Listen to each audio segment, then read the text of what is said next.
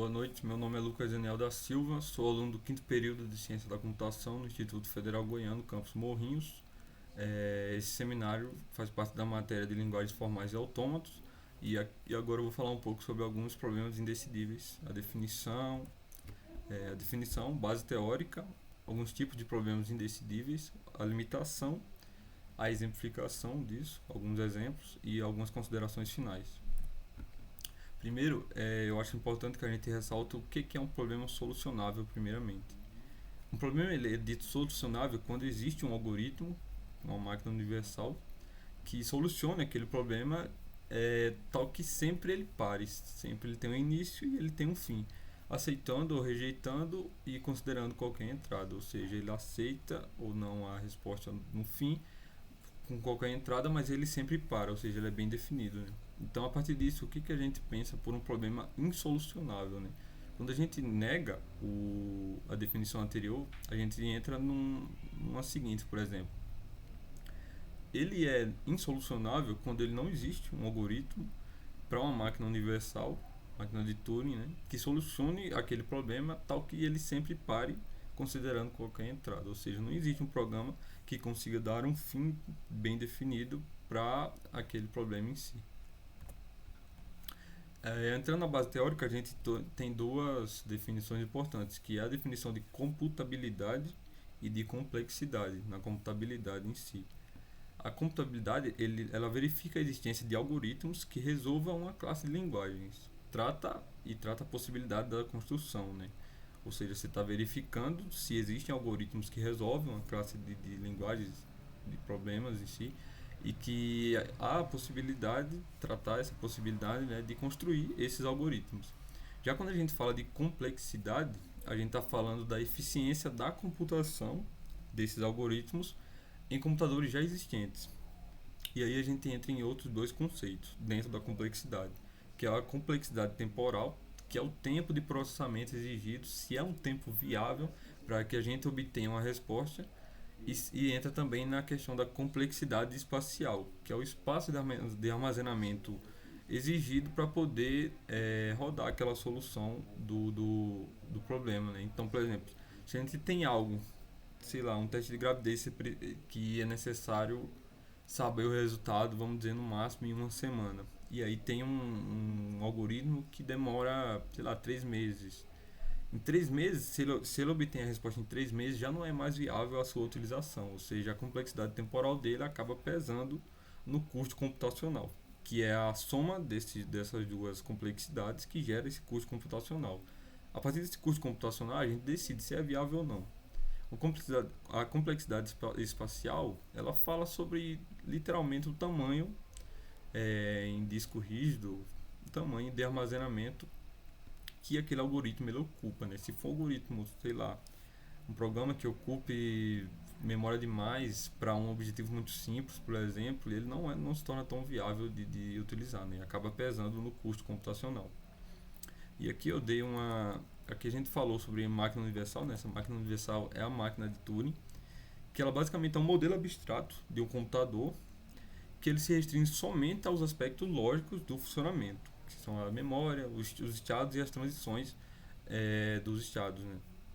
E ele não relaciona com a implementação física em si do computador, né, da máquina.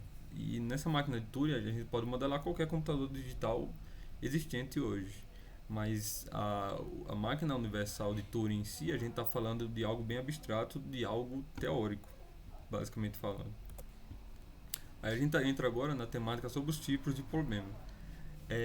Tipo de problemas gerais, no caso. Existem os problemas solucionáveis, que é quando existe um algoritmo, né, de máquina universal, tal que sempre ele para quando a resposta é afirmativa, quando a resposta é aceita. Quando você atinge o objetivo, o algoritmo ele consegue parar, entendeu? Se você atingir esse objetivo, no caso.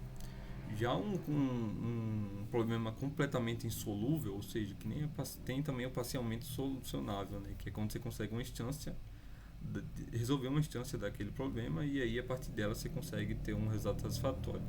Mas falando do completamente insolúvel, é quando não existe algoritmo nenhum que solucione aquele problema tal que sempre ele pare, ou seja, tal que sempre ele tem um fim. Não existe um algoritmo que consiga fazer isso.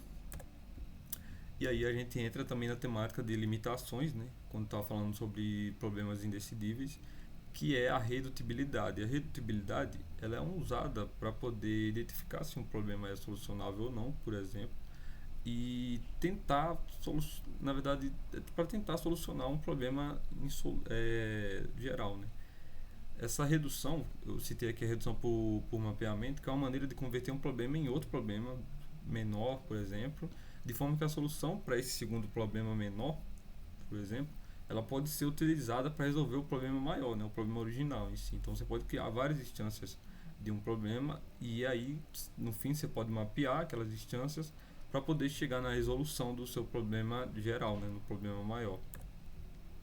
E aí a gente tem alguns exemplos de problemas insolúveis, que eu citei dois aqui para poder falar um pouco, que são os problemas de decisão indecidível e tem um problema também de determinar se uma linguagem, uma gramática livre de contexto, ela gera todas as possibilidades de cadeia ou se ela é ambígua, por exemplo. Quando a gente fala da decisão indecidível, a gente entra nos problemas de decisões, que são problemas onde você tem um caminho para o sim, um caminho para o não, né? Chegando nesses dois e você sempre chega corretamente no sim ou não. Só que aí quando você fala de um problema de decisão indecidível, é um problema que é impossível elaborar um algoritmo que ele sempre responde sim ou não para uma entrada qualquer. Um exemplo disso é o problema da parada, que dado um programa e uma entrada qualquer, não é possível saber se o programa vai parar ou não para aquela entrada em específico. Ele pode parar, quanto não pode, para uma mesma entrada, ou seja, você pode ter loop ou não, e aí você não consegue definir se você vai ter uma parada ou não para aquele programa, né? Para aquela entrada. Já na gramática livre a gente tem uma questão, por exemplo, que é quando não existe um algoritmo genético, né? Que não existe um algoritmo genérico que sempre para, sempre ele encerra e que ele seja sempre capaz de comparar quaisquer dois compiladores, por exemplo, de uma linguagem livre de contexto e verificar se eles são equivalentes. Ou seja, não existe hoje um algoritmo que consiga fazer isso computacionalmente falando. E aí a gente entra um pouco nas considerações finais, que tem um artigo que é del todo desconhecido, mas eu achei importante falar, que ele pergunta se a computação quântica ela pode ajudar a resolver esses problemas insolúveis hoje, né? Insolucionáveis hoje. E aí ele diz, isso é um trechinho de lá, que diz que a computação quântica ela já existe, embora ainda seja bem limitada, e depende de alta capacidade de refrigeração dos microchips. E na computação quântica é possível trabalhar com informações contraditórias, né? Assumindo valores de sim, não ou ambos. Já na computação tradicional, que é a que a gente tem hoje, do modelo de Turing, do modelo digital, um bit ele só pode representar o sim ou não, né? Então, o que acontece na computação quântica? Na computação quântica, a gente tem o bit quântico, né? Que basicamente ele pode ter o sim, o não ou uma superposição do sim e do não. Então você abre um leque de possibilidades bem maior do que o sim ou não, que é uma questão de decisão. E aí você pode tratar de ambos, né? De sim e de não ao mesmo tempo.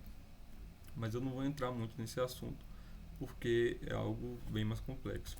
Aqui tá as referências que eu usei nessa apresentação, e eu acho que é basicamente isso.